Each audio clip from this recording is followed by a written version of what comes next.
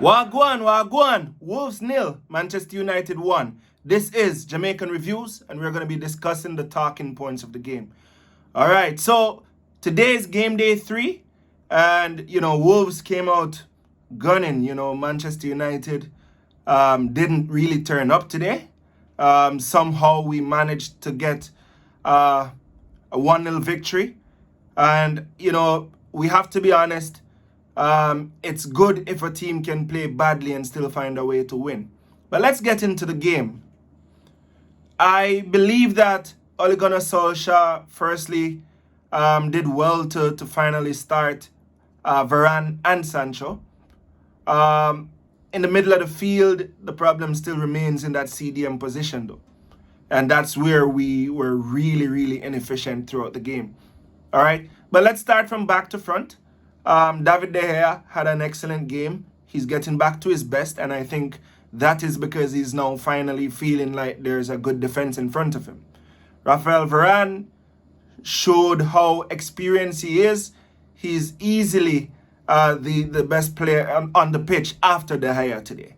He was the man of the match candidate for me after David De Gea, who I think is the man of the match.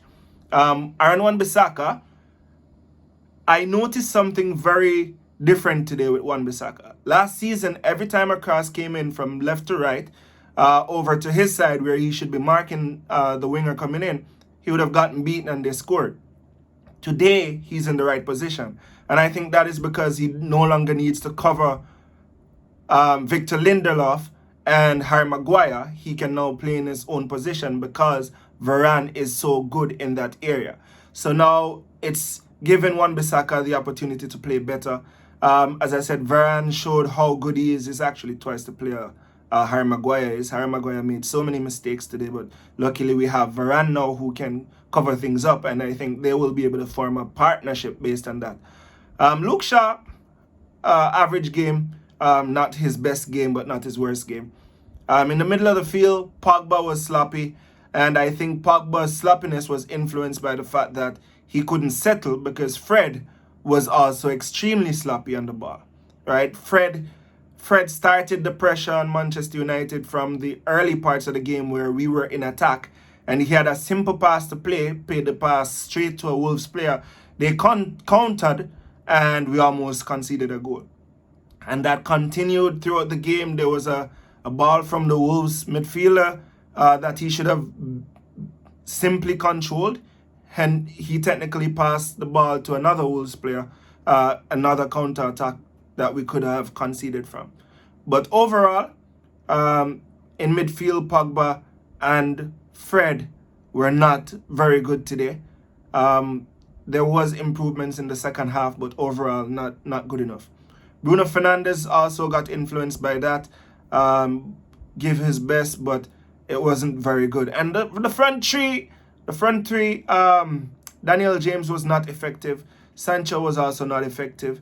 Mason Greenwood had his one moment, but overall we were not very effective, and that was influenced by the midfield being sloppy today and not being able to dictate the pace of the game. The manager's tactics were a bit off pace today. However, he actually proved me wrong by starting to make substitutions a bit more early and trying to change the game a bit earlier. And that's fair on his part. Wolves really should have put Manchester United to bed, but for poor finishing. They have a good game plan, but they have poor finishing up top. And, that's the difference between a quality team and an average team, and they were not able to take advantage of the Manchester United deficiencies today.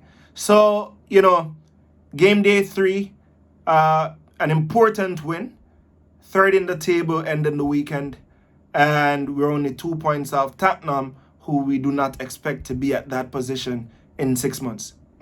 So, we're doing well. All right, looking forward to seeing what we will do next week. Well, not next week, after the international break. Looking out for the next one, guys. Have a good day. Thank you, and check us out.